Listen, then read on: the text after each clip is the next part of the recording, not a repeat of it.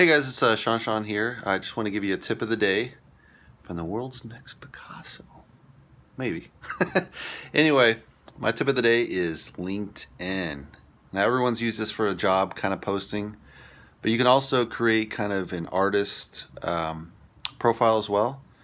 And if your artist name is the same as your real name, then yeah, you got to be, kind of careful what you post there. But you can definitely do kind of blog style posts, articles, and obviously events.